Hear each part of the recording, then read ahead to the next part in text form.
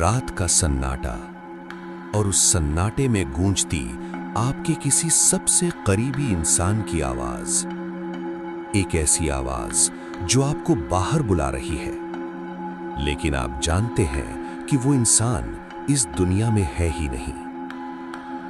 स्वागत है आपका हॉरर स्टोरीज 520 में। आज की कहानी महज एक रात का खौफ नहीं है।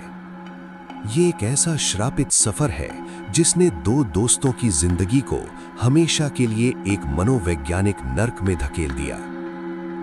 अगर आप में असली खौफ का सामना करने की हिम्मत है तो अपने कमरे की कुंडी लगा लीजिए, बत्तियां बुझा लीजिए, हेडफोन का वॉल्यूम बढ़ा लीजिए और मेरे साथ चलिए मल्हारगढ़ के उस रोते हुए जंगल की गहराई में।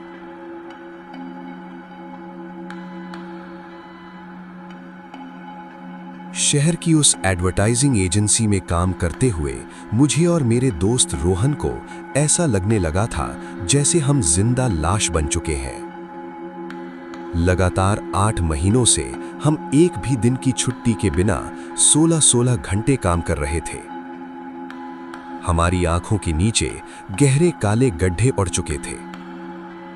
डॉक्टर ने साफ कह दिया था कि अगर हमने काम से ब्रेक नहीं लिया तो हमारा नर्वस ब्रेकडाउन हो जाएगा।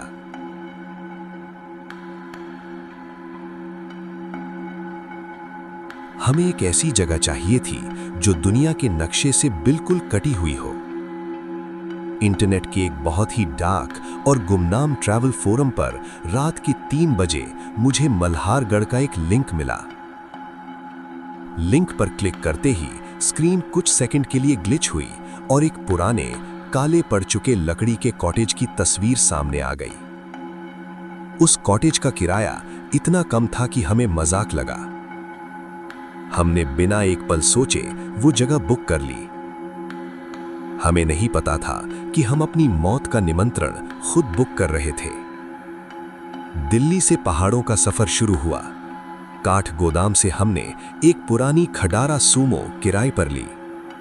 हमारा ड्राइवर हरीश एक बातूनी पहाड़ी था, लेकिन जैसे ही हमारी गाड़ी ने मल्हारगढ़ वाले कच्चे रास्ते पर मोड़ लिया, हरीश की हंसी एकदम से गायब हो गई।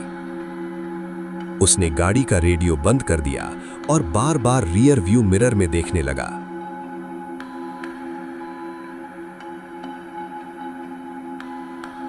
शाम के 4 ही बजे थे, लेकिन आसमान में एक अजीब सा पीलापन छा गया था। कुछ ही मिनटों में इतनी घनी और सफेद धुंध उतर आई कि गाड़ी के बोनट के आगे कुछ भी दिखाई देना बंद हो गया। अचानक हरीश ने पूरी ताकत से ब्रेक दबाया। गाड़ी के टायर कीचड़ में फिसले और हम गहरी खाई से सिर्फ 2 इंच दूर जाकर रुके। दिमाग खराब है तेरा? रोहन चीखा। हरीश ने कोई जवाब नहीं दिया। उसके हाथ स्टीयरिंग व्हील पर कांप रहे थे। उसने कांपती उंगली से सामने की तरफ इशारा किया। धुंध के बीच सड़क पर एक मरा हुआ काला कौवा पड़ा था। लेकिन खौफ की बात यह थी कि उस कौवे के चारों तरफ ताजे लाल सिंदूर से एक परफेक्ट गोला बनाया गया था।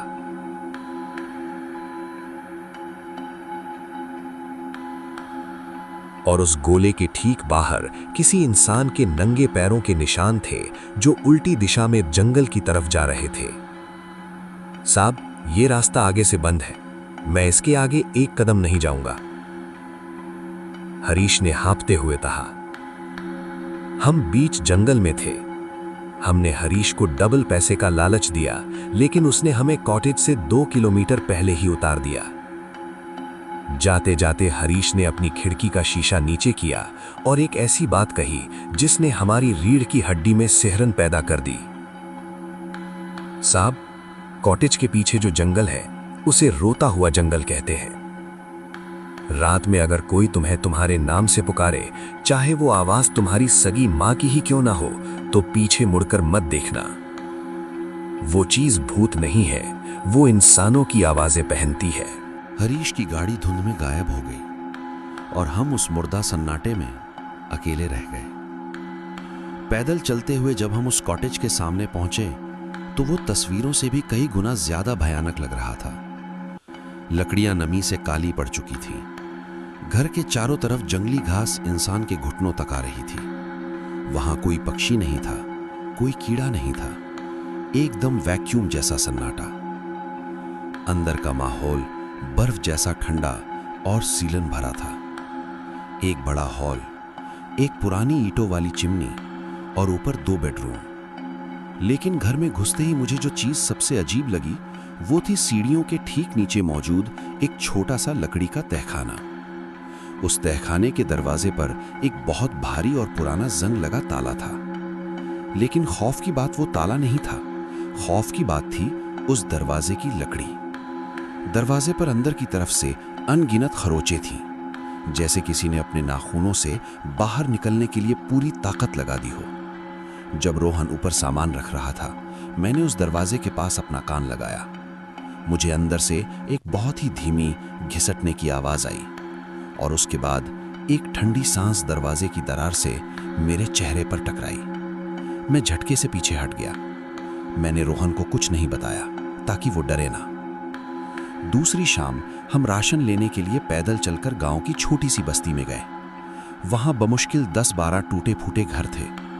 परचून की दुकान पर बैठे एक बूढ़े आदमी से जब हमने बात की तो उसकी आंखें खौफ से चौड़ी हो गईं। तुम उस आखिरी कॉटेज में रुके हो? बूढ़े के हाथ कांपने लगे।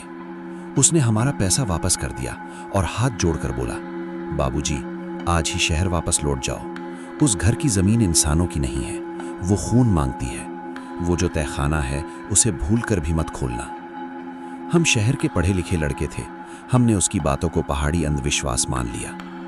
लेकिन उसी रात हॉल में आग तापते हुए मुझे बुक शेल्फ में एक धूल से सनी डायरी मिली। ये डायरी 1998 की थी, जो शायद कॉटेज के किसी पुराने केयरटेकर की थी। मैंने उसका एक पन्ना पढ़ा। 14 नवंबर 1998। आज फिर मैंने अपनी मृत पत्नी की आवाज सुनी। वो जंगल से मुझे बुला रही थी, कह रही थी कि उसे बहुत ठंड लग रही है, मुझे बाहर आना चाहिए। लेकिन मेरी पत्नी तो एक एक्सीडेंट में जलकर मरी थी।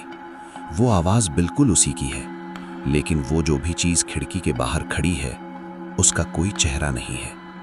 उसकी आंखों की जगह सिर्फ काले गड्ढे हैं। डायरी के आखिरी पन्ने पर सिर्फ एक शब्द लिखा था, जो पूरे पेज पर खून जैसी लाल स्याही से बार बार लिखा गया था, बहरा हो जा, बहरा हो जा, बहरा हो जा। तीसरी रात बाहर भयानक तूफान आ गया। आसमान से गिरते बिजलियां जंगल के पेड़ों को डरावने सायों में बदल रही थी। रात के 11 बजे हॉल के कोने में रखा एक बंद पड़ा एंटीक ग्रामोफोन अचानक अपने आप चालू हो गया। बिना किसी रिकॉर्ड के उसकी सुई खर खर खर की आवाज करने लगी। रोहन ने जाकर उसका प्लग दीवार से निकाल दिया, लेकिन बिना बिजली के भी ग्रामोफोन फिर भी घूमता रहा।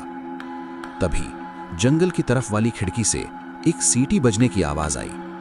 फीं फीं। रोहन के हाथ से कॉफी का मग छूटकर गिर गया। कबीर, ये ट्यून मेरा बड़ा भाई बजाता था जब हम बचपन में लुका छिपी खेलते थे। उसे मरे हुए 5 साल हो गए हैं। रोहन की आंखों में आंसू थे और उसका पूरा शरीर कांप रहा था। शांत हो जा रोहन, ये सिर्फ हवा की आवाज है। मैंने उसे ढाढ़स बंधाया, लेकिन मेरा खुद का गला सूख चुका था। तभी हमारे ठीक सिर के ऊपर छत पर कुछ भारी कदम चलने लगे। थप घिसट, थप घिसट। कोई बहुत ही भारी और विकृत चीज छत पर रेंग रही थी। कदम ठीक हमारे सिर के ऊपर आकर रुके और अगले ही पल पूरे कॉटेज की लाइट चली गई। घुप अंधेरा। अगली सुबह हमने तय कर लिया कि हम यहां 1 सेकंड भी नहीं रुकेंगे। लेकिन जब हम अपना सामान लेकर बाहर निकले तो देखा कि भारी बारिश की वजह से रास्ता पूरी तरह बह चुका था। एक भयानक भूस्खलन ने हमें उस श्रापित गांव में हमेशा के लिए कैद कर दिया था। हमारे फोन के सिग्नल पूरी तरह गायब थे। हम वापस कॉटेज में आ गए। चौथी रात वो रात थी जब मौत ने सीधे हमारे दरवाजे पर दस्तक दी। रात के 2 बज रहे थे। रोहन बेडरूम में सोने की कोशिश कर रहा था और मैं हॉल में सोफे पर बैठा था। बाहर तूफान अभी भी जारी था। तभी मेन दरवाजे पर दस्तक हुई। कबीर, यार दरवाजा खोल, मैं बाहर भीग गया हूं। वो 100% रोहन की आवाज थी, लेकिन रोहन तो अंदर बेडरूम में था। मेरी सांसें मेरे गले में अटक गईं। मैंने दरवाज़ा नहीं खोला। कुछ सेकंड बाद आवाज़ बदल गई। अब वो कैब ड्राइवर हरीश की आवाज़ थी। साहब, दरवाज़ा खोल दो, मुझे बचा लो, वो मुझे खा रही है। मैं अपनी जगह पर पत्थर बन चुका था। और फिर जो आवाज़ आई उसने मेरे दिमाग की नसें फाड़ दी। बेटा कबीर, मैं हूँ तेरी माँ। बेटा, बाहर बहुत ठंड है, मुझे अंदर आने दे। मैं जानता था मेरी माँ दिल्ली में है, लेकिन उस चीज़ ने जो अगली बात कही, उसने मेरे सोचने समझने की ताकत को पूरी तरह खत्म कर दिया। बेटा, तुझे याद है जब तू 8 साल का था, तू छत से गिर गया था। मैं तुझे खून से लथपथ हालत में रोते हुए अस्पताल ले गई थी। तू बहुत रो रहा था मेरे लाल। दरवाज़ा खोल, मुझे तेरी बहुत याद आ रही है। ये बात इस दुनिया में सिर्फ और सिर्फ मेरी माँ जानती थी। उस छलावे ने मेरे दिमाग को हैक कर लिया था। वो मेरी यादों को पढ़कर मेरी सबसे बड़ी कमजोरी का फायदा उठा रहा था। मैं एक सम्मोहित इंसान की तरह उठा। मेरी आंखों से आंसू गिर रहे थे। मेरे हाथ दरवाजे की चिटकनी की तरफ बढ़ने लगे। कबीर, पीछे हट! अचानक रोहन अंदर से भागा हुआ आया और उसने मुझे पूरी ताकत से धक्का देकर जमीन पर गिरा दिया। तू क्या कर रहा है? बाहर माँ में ही है, वो हमें फंसा रहा है। जैसे ही मेरा सम्मोहन टूटा, बाहर से आ रही वो ममता भरी आवाज अचानक एक खूंखार, राक्षसी और सड़ी हुई गुर्राहट में बदल गई। तभी घर के पिछले हिस्से से एक जोरदार धमाका हुआ। किचन का भारी लकड़ी का दरवाजा टूटकर अंदर गिर गया था। छन्नन। हवा का एक बर्फीला झोंका कॉटेज में भर गया और उसके साथ आई सड़े हुए मांस और पुरानी कब्रों की बदबू। हमारे हाथों में सिर्फ मोबाइल की टॉर्च थी। हमने टॉर्च की रोशनी किचन से आने वाले लंबे गलियारे की तरफ की। अंधेरे में से एक साया हमारी तरफ बढ़ रहा था। वो करीब 8 फुट ऊंचा था। उसका शरीर एकदम सूखा हुआ था, जैसे हड्डियों पर सिर्फ काली चमड़ी चिपकी हो। उसके हाथ इतने लंबे थे कि उसकी 3-3 नुकीली उंगलियां जमीन पर घिसट रही थीं। लेकिन सबसे भयानक था उसका चेहरा। उसके चेहरे पर कोई नाक, कान या होंठ नहीं थे। सिर्फ एक चिकना मांसल हिस्सा था और आंखों की जगह 2 गहरे, सड़े हुए काले गड्ढे। उसने अपना सिर एक झटके से टेढ़ा किया। उसकी गर्दन से हड्डियां टूटने की कड़क आवाज आई और फिर उसने एक साथ मेरी माँ, रोहन और उस कैब ड्राइवर की मिलीजुली गूंजती हुई आवाज में कहा, तुमने दरवाजा क्यों नहीं खोला? हम दोनों अपनी पूरी जान लगाकर चीखे। हम पागलों की तरह सीढ़ियों की तरफ भागे और ऊपर वाले बेडरूम में घुसकर दरवाजा लॉक कर लिया। हमने कमरे का पलंग, लोहे की भारी अलमारी, कुर्सियां, सब कुछ दरवाजे के आगे लगा दिया। वो चीज हमारे दरवाजे के बाहर आ चुकी थी, लेकिन उसने दरवाजा तोड़ने की कोशिश नहीं की। वो दरवाजे की लकड़ी पर अपने लंबे नाखून रगड़ने लगी। Screech, screech, screech. और फिर शुरू हुआ मानसिक प्रताड़ना का वो खेल। अगले 5 घंटे तक उस शैतान ने हमें पागल करने की पूरी कोशिश की। वो रोहन के बचपन के उस मरे हुए कुत्ते की आवाज में भौंकता, फिर मेरे पापा की आवाज में मुझे गालियां देता और फिर अचानक हजारों औरतों और बच्चों की एक साथ रोने की आवाज निकालता। वो उन सब लोगों की आवाजें थीं जिन्हें उसने उस जंगल में अपना शिकार बनाया था। हमने अपने कानों पर हाथ रख लिए थे। हम दोनों जमीन पर सिकुड़े हुए, रोते हुए बस सुबह होने का इंतजार कर रहे थे। वो रात किसी अंतहीन नर्क जैसी थी। सुबह के 6 बजे खिड़की से सूरज की पहली किरण अंदर आई। धूप की रोशनी पड़ते ही दरवाजे के बाहर का वो भयानक शोर एकदम से रुक गया। सिर्फ सुबह के पक्षियों की आवाजें आ रही थीं। हम सुबह 9 बजे तक वहीं दुबके रहे। जब पूरी तरह से उजाला हो गया, तब हमने कांपते हाथों से बैरिकेड हटाया। हॉल पूरी तरह से तहस नहस हो चुका था। सोफे फटे हुए थे और फर्श पर कीचड़ से सने हुए वो 3 उंगलियों वाले पंजों के निशान थे जो वापस उसी तहखाने की तरफ जा रहे थे। हमने अपना लैपटॉप, कैमरा, पैसे सब कुछ वहीं छोड़ दिए। हम बस उसी कपड़ों में घर से बाहर भागे और कीचड़ भरे रास्ते पर तब तक दौड़ते रहे जब तक कि हमें हाईवे पर मरम्मत करने वाली एक टीम नहीं मिल गई। उन्होंने हमें शहर पहुंचाया। वहां के एक जानकार पुजारी ने जब हमारी कहानी सुनी तो जो सच उन्होंने बताया उसने हमारी रूह कंपा दी।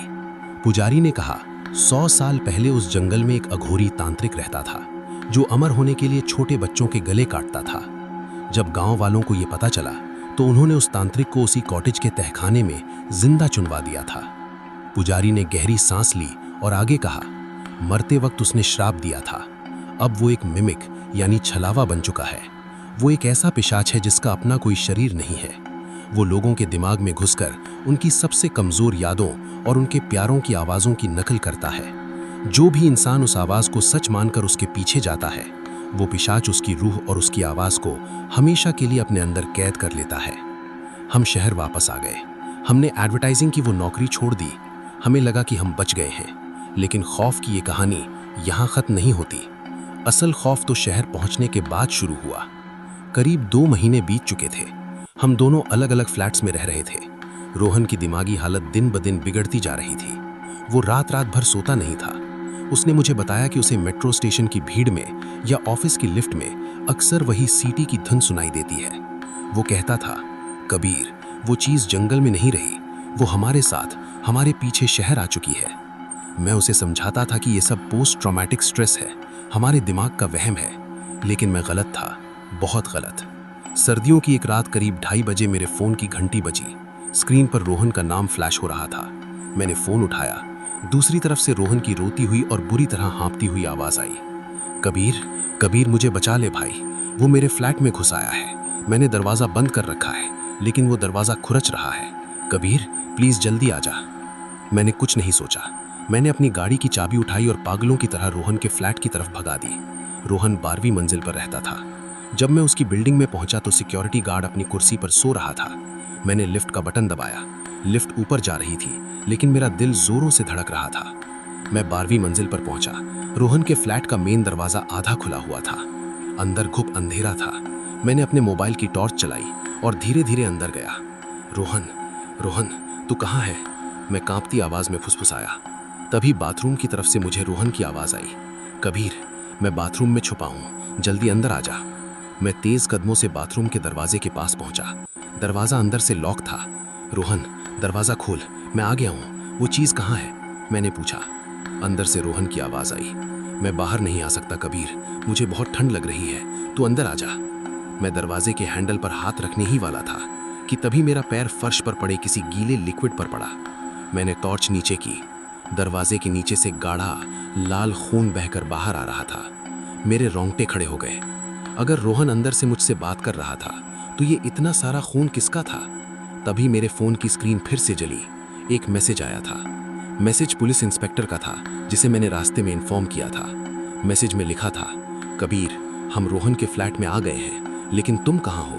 रोहन यहाँ बाथरूम में मरा पड़ा है। उसकी लाश कम से कम 3 घंटे पुरानी है। मेरा दिमाग शून्य पड़ गया। अगर रोहन 3 घंटे पहले मर चुका था तो इस बंद बाथरूम के अंदर से मेरी आंखों के सामने रोहन की आवाज़ में मुझसे कौन बात कर रहा है? मैं पीछे हटने लगा। तभी बाथरूम के अंदर से एक खौफनाक दोहरी आवाज़ आई, जो आधी रोहन की थी और आधी उस बिना चेहरे वाले शैतान की। तूने दरवाज़ा क्यों नहीं खोला कबीर? मैं चीखते हुए उस फ्लैट से बाहर भागा। मैंने पीछे मुड़कर नहीं देखा। पुलिस ने रोहन की लाश को बाथरूम से निकाला। पोस्टमार्टम रिपोर्ट में आया कि उसे हार्ट अटैक आया था, लेकिन मैं जानता था असली सच क्या था। रोहन के गले पर 3 लंबी और नुकीली उंगलियों के नीले निशान थे। वो शैतान हमारे साथ उस कॉटेज से सच में बाहर आ गया था। आज इस घटना को 6 महीने बीत चुके हैं। आज भी मैं रात को बिना ईयर प्लग लगाए नहीं सो सकता। मैं किसी का फ़ोन नहीं उठाता जब तक मुझे पक्का ना हो जाए कि सामने वाला इंसान सच में जिंदा है, क्योंकि कई बार मुझे मेरे ही फ़ोन पर एक अननोन नंबर से कॉल आती है और दूसरी तरफ से रोहन की रोती हुई आवाज़ आती है, कबीर, यहाँ बहुत अंधेरा है, मुझे बचा ले भाई।